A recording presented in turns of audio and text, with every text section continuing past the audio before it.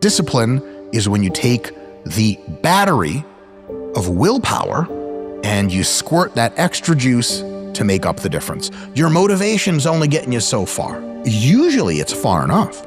Sometimes it's not. How do you bridge this gap? You bridge it with something called discipline. But what it takes is a discipline that everybody has the ability to do it, but they just don't want to.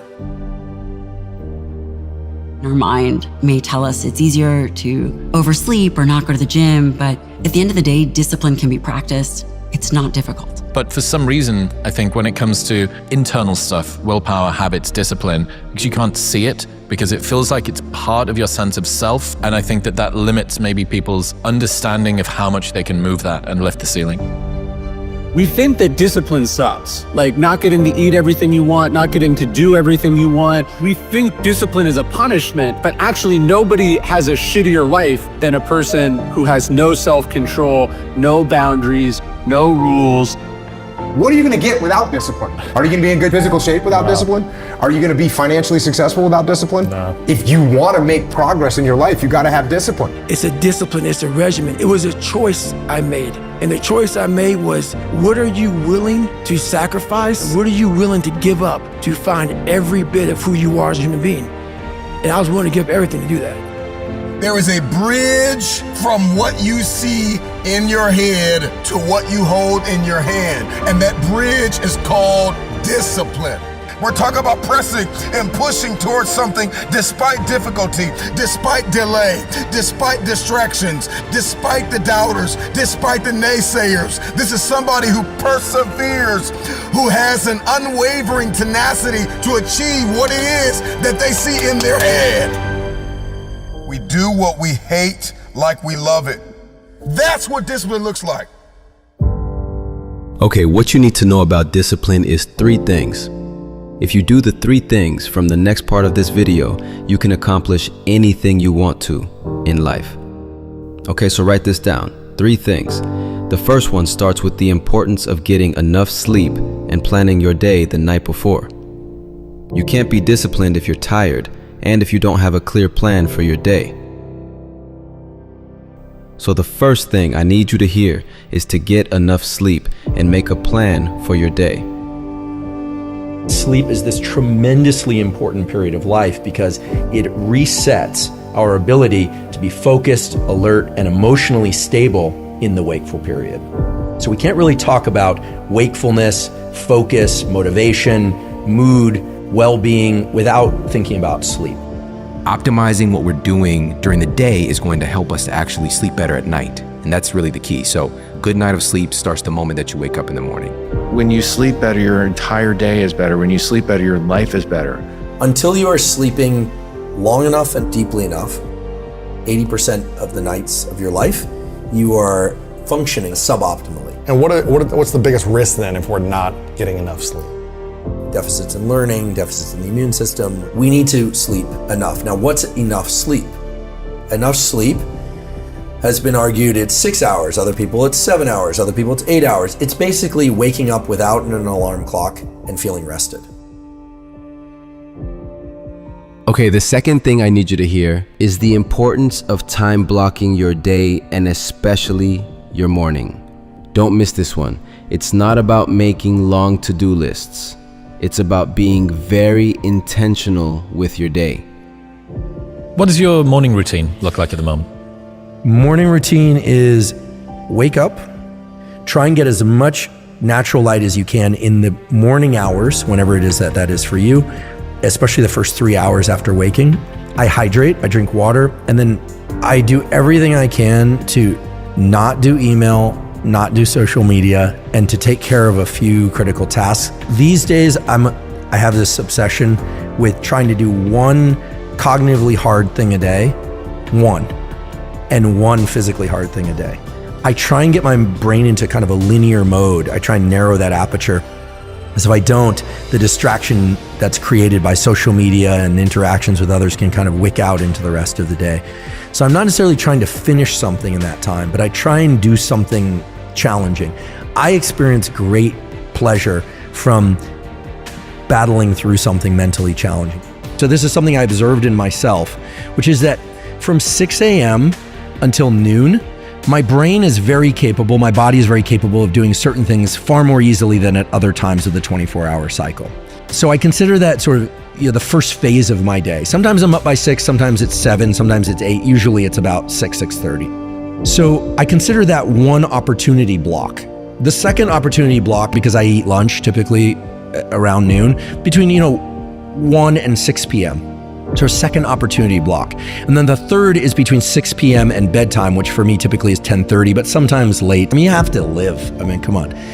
So what I started to realize is that I can do really focused work in 2, but not 3 of those blocks consistently. I also noticed that if I exercise early in the first block, like between 6 a.m. and before 9 a.m., I have more energy all day long. But if I exercise starting at 9 or starting at 10, so halfway through that block, the second opportunity block is diminished. I'm kind of dragging. Maybe it's related to when I eat, but that wasn't changing when I eat or what I eat. So I'm very aware of the fact that I get sort of 2 opportunities from these 3 blocks. So I do think that people could benefit tremendously, not necessarily by following the schedule that I follow, but by paying attention to their natural cognitive and physical rhythms. You don't have to wake up at 4 a.m., but you do need to block your day and understand when your most productive periods are. Okay, on to the last important piece of advice. Don't miss this one. Okay, here it is.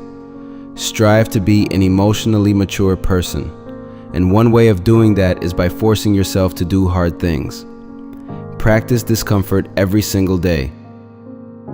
You say the emotionally immature man seeks out motivation to do something hard one time. The emotionally mature man uses discipline to do something hard 1,000 times. Why is emotional maturity related to motivation and discipline? Because when you have emotional maturity, you realize that some days you're not going to sleep well. Some days you're going to wake up and you've got your schedule and everything's planned out. And whether things go well or not that day, the emotionally mature man will still do what he has to do to stack his wins, to focus on his purpose. Whereas the emotionally immature man will say, well, I didn't sleep well, I had nightmares, so I'll stay in bed. Or it's raining outside, it's cold outside, I don't feel good. You have to stay the course no matter what. And it takes a high level of emotional maturity because your emotions dictate your motion, like what you're gonna do. And so if you have emotional maturity, you're more likely to lean into discipline when things are suboptimal. If you lack emotional maturity, then how you feel determines what you do next, which is very damaging to outcome-driven humans. You need to understand how your brain works. Doing hard things builds your brain and your ability to be disciplined. Most people don't know this, but there's a brain structure called the anterior mid-cingulate cortex. But what's interesting about this brain area is there are now a lot of data showing that when people do something they don't want to do, like add 3 hours of exercise per day or per week, this brain area gets bigger. In many ways, scientists are starting to think of the anterior mid-cingulate cortex not just as one of the seats of willpower, Right. but perhaps actually the seat of the will to live. See, now we're talking. All the data point to the fact that we can build this area up, but that as quickly as we build it up, if we don't continue to invest in things that are hard for us, that we don't want to do, that's the part that feels so Gauguin-esque to me, that we don't want to do. Like if you love the ice bath, I love the ice bath, and you go from 1 minute to 10 minutes, guess what? Your anterior mid-cingulate cortex did not grow. None. But if you hate the cold water, if you're afraid of drowning and you get into water and put your head under and survive, then the anterior mid-cingulate cortex gets bigger. It's that I don't want to do something, but do it anyway. That's right. That grows this area. That's how I've lived my entire life. I don't know anything about that. But people go, man, you have such a strong will. It's something that you build. And if you didn't have that will to carry on, you die. There's some internal drive that you either have or you don't have. And if you have it, you won't quit. And if you don't have it, you're gonna quit. Will you keep going? In the face of whatever. I never thought about quitting. If they told me to get back in the water again, let's go. They told me to put that log on my shoulder, let's go. put the boat on my head, let's go. I didn't care. I wasn't the fastest, I wasn't the strongest, I wasn't the smartest, but I did know that I could work hard. I had to work hard. You're gonna struggle. You're gonna go through some hardship. You're gonna sweat, you're gonna choke, you're gonna get your arm broken. Like, these things are gonna happen. Okay, I'm gonna go forward. I can't get out of this. I'm gonna go forward. I'm not gonna quit, so I'm gonna go forward, bring it on. And I think if there's anything that you learn, it's to keep pushing through things that suck. And I would love to say like, oh, keep pushing through adversity, but this isn't adversity. This is just things that suck. It's one level below adversity.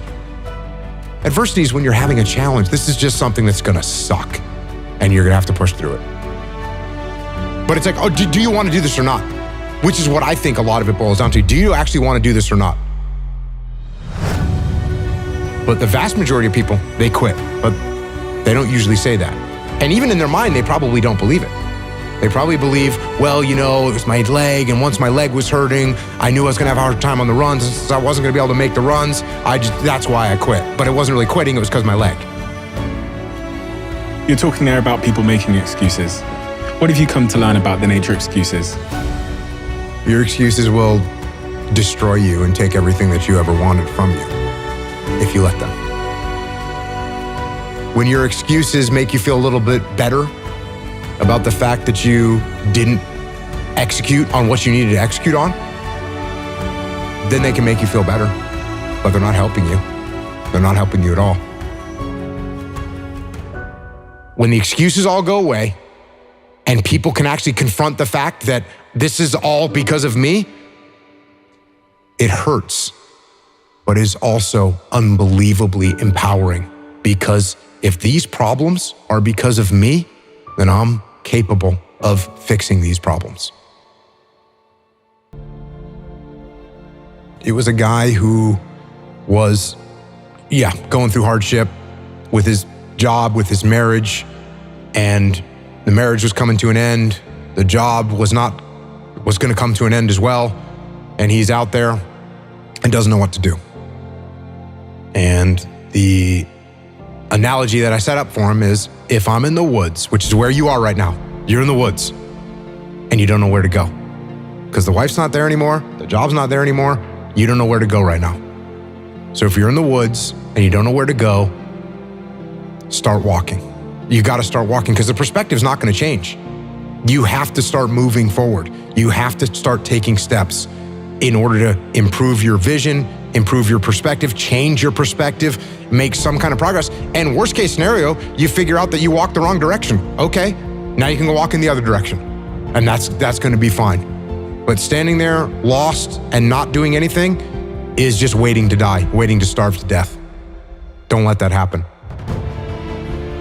If you frame things right in your life, if you frame a business challenge as an opportunity to build a stronger team, if you frame a personal challenge as an opportunity to overcome and improve yourself, these things that seem so horrible are actually very positive components of your existence, and they're gonna make you better. And you're gonna have to push through it. When the excuses all go away and people can actually confront the fact that this is all because of me, it's also liberating, because now you have control over your fate and over your destiny, and that is a glorious thing.